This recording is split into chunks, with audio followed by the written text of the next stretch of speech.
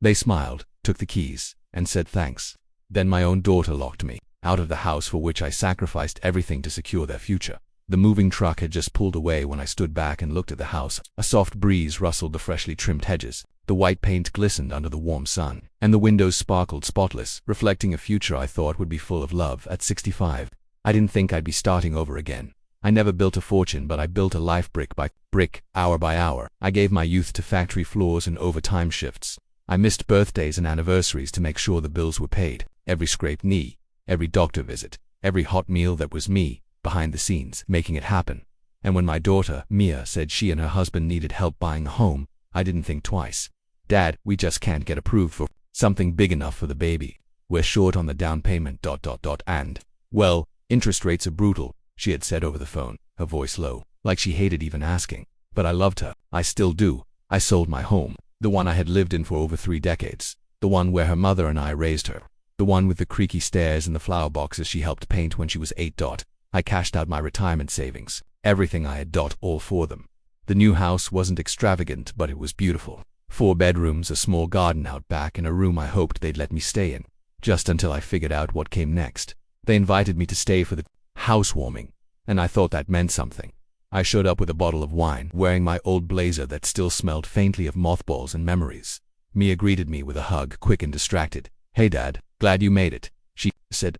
Behind her, her husband, Jordan, nodded and gave a quick, tight-lipped smile. The house was filled with their friends, laughter, chatter, clinking glasses. I stood in the corner for most of the night, sipping ginger ale and smiling politely. No one really talked to me. I wandered upstairs and peeked into the rooms. One had already been set up for their baby. Another was Jordan's home office. The third, my room, I assumed had nothing but stacked boxes and a folded blanket on the floor. I didn't say anything. I told myself not to overthink. By the next morning, the party was over. The sun was just beginning to rise, painting the sky in soft oranges and blues. I sat on the back patio, drinking coffee from a chipped mug I found in an open box. Mia came outside, rubbing her eyes. She looked tired, maybe from the party, maybe from life. "Dad, we need to talk," she said. I looked up. Her voice had shifted, no longer warm, but distant, measured. "Jordan and we talked, and we think it's best if you don't stay here, not permanently." My heart paused. I wasn't asking to stay forever, I said quietly. "Just a few weeks until I get something sorted." She bit her lip, glancing toward the sliding door. "It's just ... It's a new start for us. And Jordan thinks we need space." Jordan, it was always Jordan. I nodded slowly, took another sip of my coffee even though it had gone cold. "All right, I understand." I didn't, but I said I did. I walked to the guest room, gathered the few things I had brought, a duffel bag, my medication, a framed photo of Mia as a child, and walked to the front door.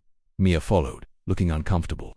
She opened the door. "Thanks again for everything, Dad. Really, you helped make this possible." I looked at her. I wanted to say something, anything, that I wasn't just a wallet, that I was still her father, that I gave everything I had so she wouldn't struggle the way I did, but I just nodded. She smiled, took the keys from my hand, and said, "Thanks." The door closed. I stood there on the porch for a moment, holding my breath. Then I walked away. I checked into a small motel that night. The wallpaper was peeling, and the bed creaked, but it had heat and a lock. I lay on the thin mattress, staring at the ceiling. I didn't cry. Not that night, but I thought about my wife. If she were alive, what would she say? "You gave her everything," I imagined her saying, "but maybe you gave too much." I remembered Mia, as a little girl, climbing into my lap, asking for one more bedtime story. Her tiny fingers tracing the lines on my face. When did that version of her disappear? A few days passed, no calls, no messages. I went to the public library, used the computer to search for affordable apartments. Everything was too expensive. My savings were gone. My pension was small. I had no real fallback. One afternoon I walked past the house just to see it, just to remind myself it was real. Mia was out front, planting flowers. Jordan was on the porch, talking on his phone. They didn't see me. I didn't stop. I kept walking. That night, I wrote a letter, not to send, just to clear my head. "Dear Mia, I hope the house brings you the peace I hoped it would. I won't pretend this doesn't hurt. It does more than you know. But I'm not angry. Not really. I just wish you had seen me as more than a means to an end. I wanted to build a future for you. I didn't think that meant building a wall between us. Love always, Dad." I folded the letter and placed it in my coat pocket.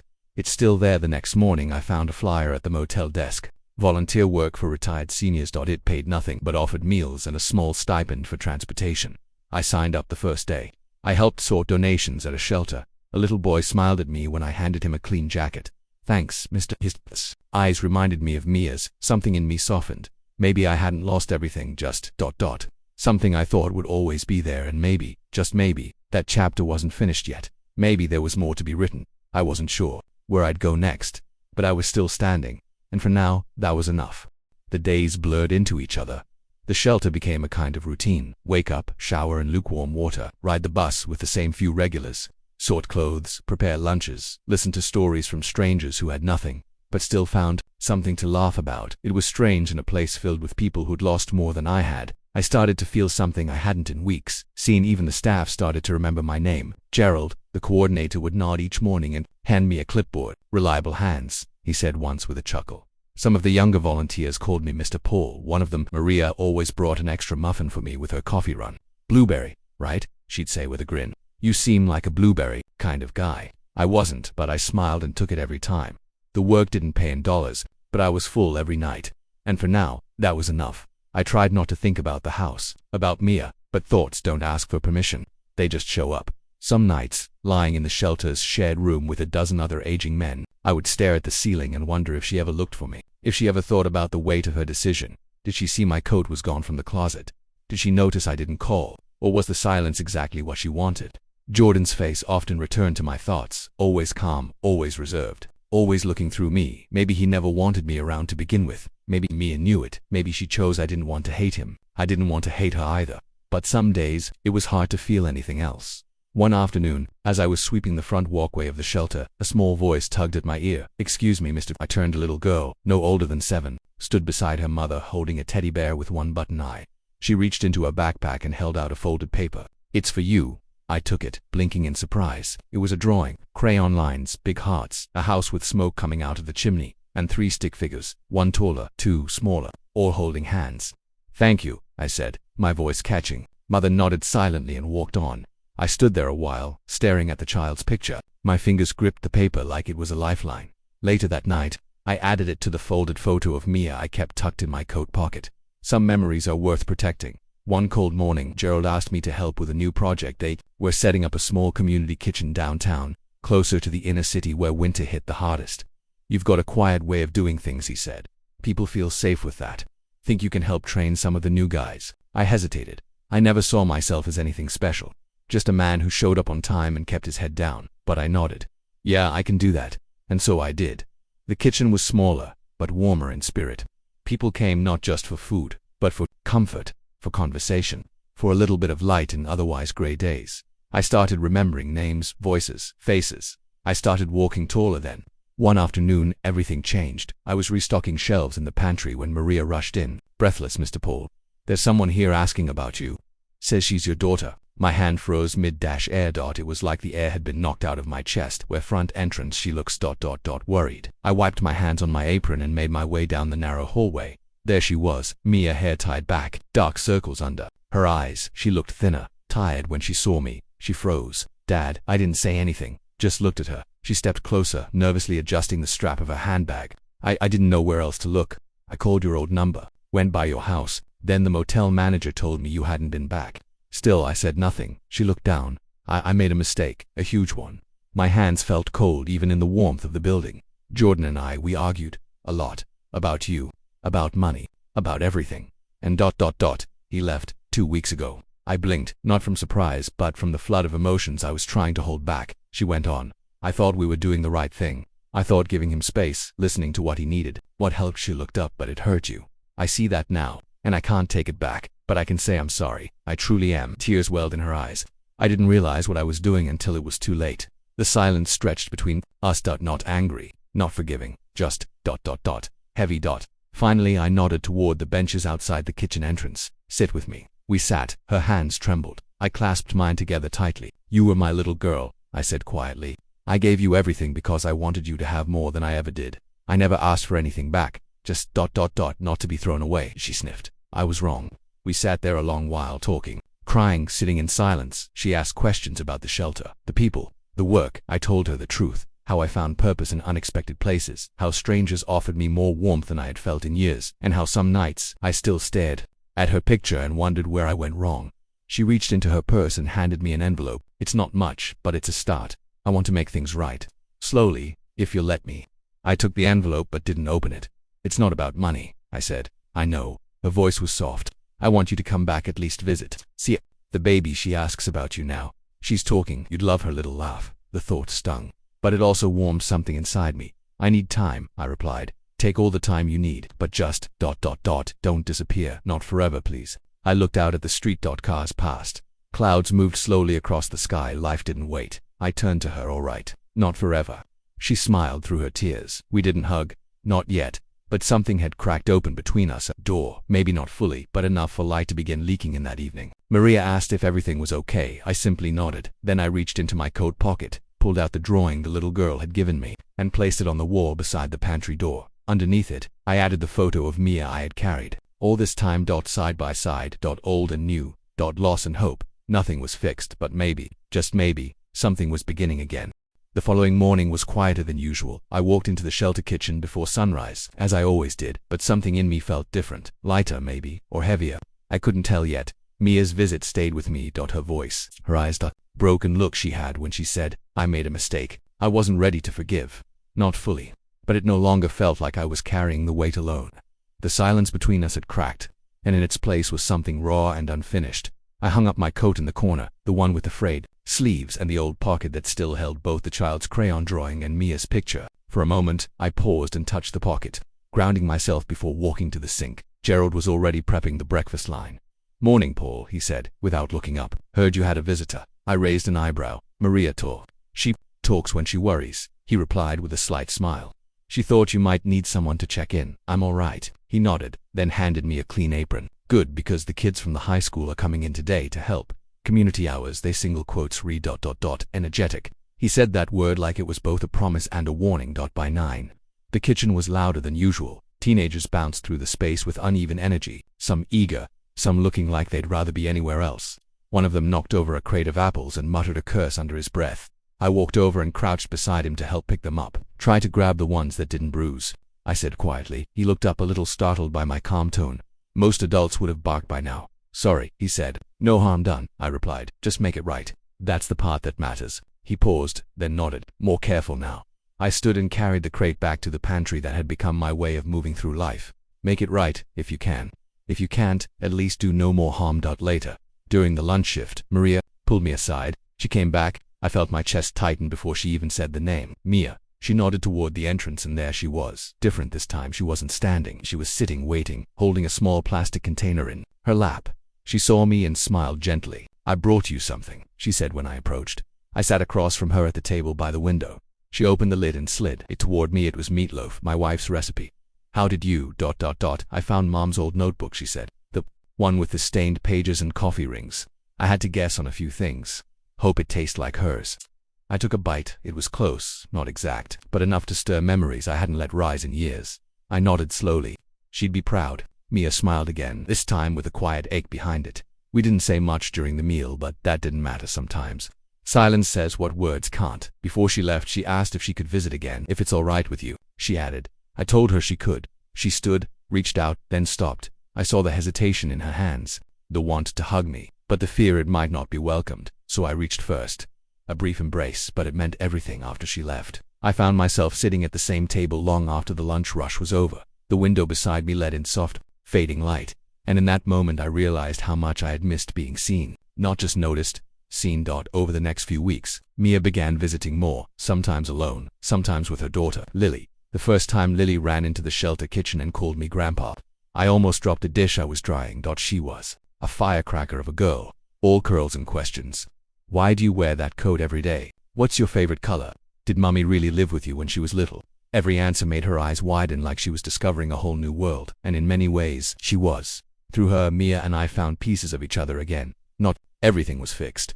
Some days, the old ache returned, like when I passed a corner of the kitchen and saw a father feeding his son, or when I heard someone laugh in a way that reminded me of my late wife. But healing isn't straight-lined, it's messy, winding, slow. Sometimes it moves in silence. One cold evening, as I was locking up the shelter, Mia met me outside with 2 cups of tea. We sat on the curb, steam rising between us. I started therapy, she said quietly. I looked at her, surprised. I needed to understand why I let things happen the way they did, why I chose comfort over character. She looked down at her cup.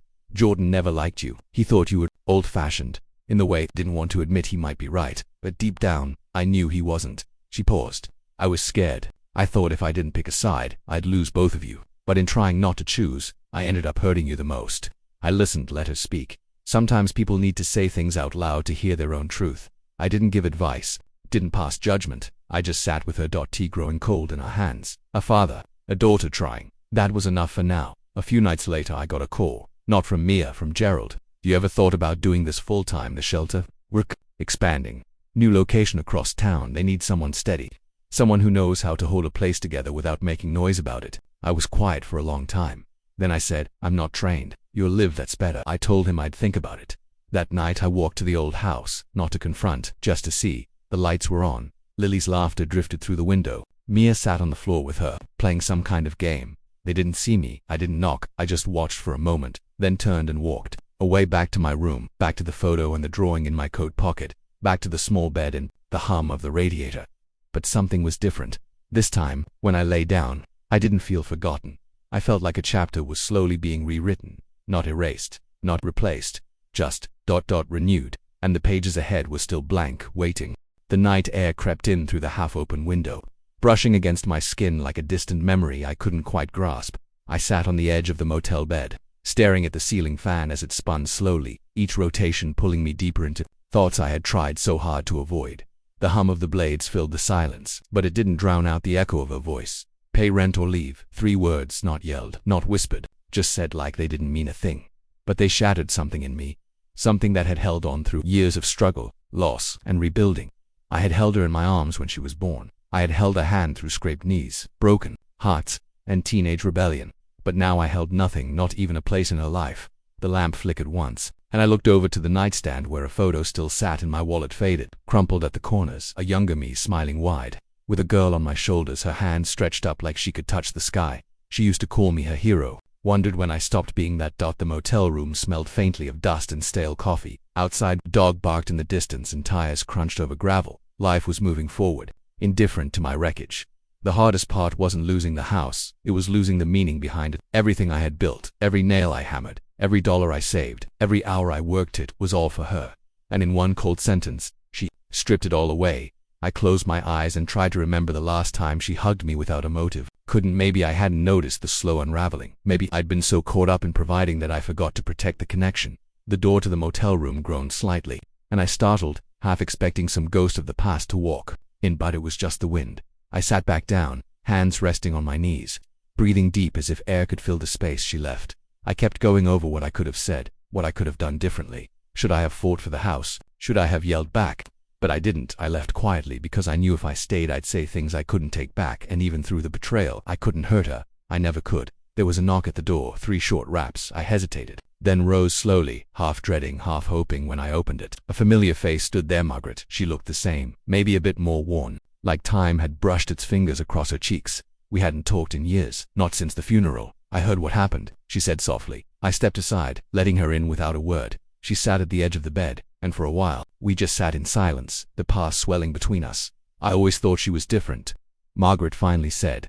I nodded slowly. She used to be. Margaret looked at the photo on the nightstand. You built your whole life around her. I thought that's what fathers were supposed to do. She glanced at me, eyes soft but tired. And who built a life around you? The question hung in the air, thick and heavy. I didn't answer because I didn't know how. Maybe I had made it too easy to be forgotten. Margaret reached into her purse and handed me a folded piece of paper. I'm heading upstate. There's a cabin, quiet, old, but it's mine now. You could stay there a while. Get your head clear. I unfolded the paper. Directions. A key was taped to the corner. You don't have to say yes, she added quickly. But I didn't know where else you'd go. I looked at her for a long moment. In her eyes, I saw something I hadn't seen in weeks. Concern without condition. I don't know what I'd do there, I said honestly. Maybe nothing, she replied. Maybe that's the point. After she left, I sat there for a long time, staring at the key in my hand. Maybe it wasn't just a cabin. Maybe it was a door out of the ruin, a place to be something more than what she reduced me to. I packed what little I had and slid the photo into my jacket pocket. Outside, the sun was beginning to rise, casting pale gold light across the parking lot. I turned the key in my hand once more. Then I walked toward the car, uncertain but moving. Not away from something, but maybe toward something else. The drive was long, winding through towns I didn't recognize and hills that rolled endlessly with each mile. The weight on my chest seemed to shift, not gone, but different. The air grew cleaner. The trees stood taller, By the time I reached the cabin, dusk had started to set in. It sat quietly among the woods, the porch sagging slightly, paint chipped at the edges, but it felt like something untouched by her voice. I stepped inside. The floorboards creaked under my weight, and the smell of pine and old firewood filled the air. There was no TV, no internet, just silence and the soft tick of a wall clock. I dropped my bag on the floor and sat by the window, watching the sun sink behind the trees.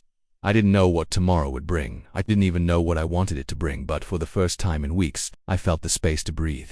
The betrayal still burned, the words still echoed, but here they didn't own me. Here, I wasn't just the man she told to leave. I was a man still standing, still breathing, and maybe, just maybe, still capable of healing. The night deepened, stars peeking through the canopy above. I leaned back in the old rocking chair by the fireplace, fingers wrapped around a cup of tea Margaret had left behind, and as the warmth settled into my bones, I let the silence speak for me. Let it wrap around the broken pieces, not to fix them, but to let them exist, because not everything had to be okay right now. Some things just had to be felt.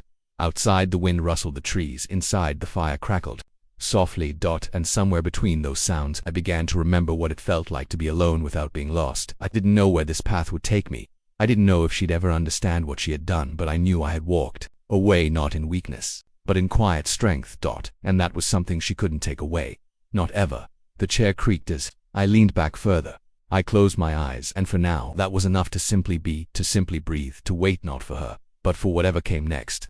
The silence inside the car was almost too loud. The engine had long since gone quiet, but I couldn't bring myself to move. My hands rested on the steering wheel, fingers curled tight as if they might anchor me to something solid, something real. Outside, the wind stirred dry leaves along the curb. The porch light still glowed, a warm amber, casting long shadows over the front steps. The same steps I'd helped paint one summer with Emily. She was 10 back then. She kept dipping her brush in the paint and slapping it too hard on the wood, leaving thick drips that I had to smooth over.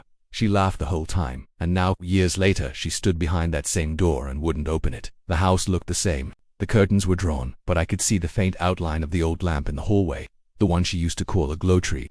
My chest tightened. I stepped out of the car and shut the door quietly. My shoes crunched on gravel with every step up that walkway. The memories pulled me back. Every scrape I'd buffed out of those walls. Every night I stayed up assembling furniture. Every coat of paint. Every bill paid by skipping meals. This house had once been a dream. My gift to her. I reached the door. My hand hovered above the wood. I knocked once, twice, no answer. I waited. The wind whispered against my jacket. Like a ghost brushing past, I knocked again. Footsteps, then silence. I pressed my ear to the door. Nothing then. A voice muffled, "Dad, you need to go." Her voice, sharp, dry, stripped of warmth. "Emily, please, just open the door, we can talk." I heard the click of the deadbolt. "There's nothing to talk about. It's not your home anymore. You signed it over, but why? Why are you doing this? What did I do that's so unforgivable?" Silence then. The sound of retreating footsteps. She was walking away. I stood there, the cool air biting at my skin, my hand still against the doorframe. Minutes passed. Maybe hours. I sat down on the steps. I don't remember how long I stayed there. Long enough for the porch light to flicker. Long enough for my knees to begin aching. Eventually, I stood and walked back to the car. The engine roared to life, like a rude awakening. I drove with no direction. The streets blurred under the dim lights. My fingers clutched the wheel. I didn't know where to go. Everything I had was in that house. And now, everything was gone. I pulled into a diner on the edge of town. The sign buzzed overhead. Inside, the smell of coffee and fried food wrapped around me like an old coat. I sat in the corner booth, ordered nothing. The waitress didn't ask questions. She just refilled the coffee I never touched. Across from me, a couple laughed over pancakes. An old man thumbed through a newspaper. Life moved on. I sat there with nothing but the echo of my daughter's words. A few days passed. I stayed at a cheap motel, the kind with flickering lights and carpet that never felt clean. Each night, I stared at the ceiling, wondering where I had gone wrong. I gave everything, sacrificed more than I ever said aloud, and still, I was pushed aside like an old coat no longer needed. I thought about writing her a letter. Maybe she'd read it. I started one. "Emily, I don't know when we stopped speaking the same language. I don't know when you stopped needing me, but I never stopped being your father, and I never stopped loving you, even now, even as I sit here, locked out of the house I built for you. I want you to be okay. I just wish you wanted the same for me. Love always, Dad." I never sent it. I folded it, placed it in my coat pocket, carried it with me like a weight. One afternoon, I found myself standing at the edge of a park. The leaves were just starting to turn. Children laughed in the distance. A dog barked. Someone flew a kite. I sat on a bench and closed my eyes. "Mind if I sit here?" The voice startled me. I opened my eyes to see an elderly woman with kind eyes. "Of course," I said, shifting over. She settled beside me, pulling a knit shawl around her shoulders. You look like you've lost something, she said, not looking at me. I nodded. My daughter, she hummed softly. Children can be strange. Sometimes they forget where they came from.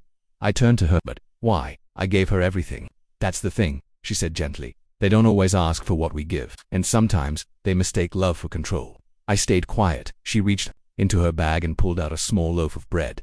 She began tossing crumbs to the birds. You ever try starting over? She asked. I'm too old. You're breathing, aren't you? That's young enough. Her words lingered long after she left. That night, I walked the streets again, not looking for a home, just listening to the world breathe around me. The air was cool, clean. I ended up at the library. They were hiring part-time help. I signed up, stacked books, filed returns, talked to no one. Then slowly the silence didn't feel so empty. Days turned into weeks. One morning I opened my coat pocket and found the letter. I almost threw it away instead. I walked back to the house, same street, same steps, same door. I slipped the letter through the mail slot and walked away. I didn't expect a reply, but 2 days later a knock came on the library door. It was her, hair pulled back, eyes red. She didn't say anything, neither did I. She held out something. My old watch. The one I thought I lost. I found it behind the dresser, she whispered. I nodded. She looked down. I read your letter.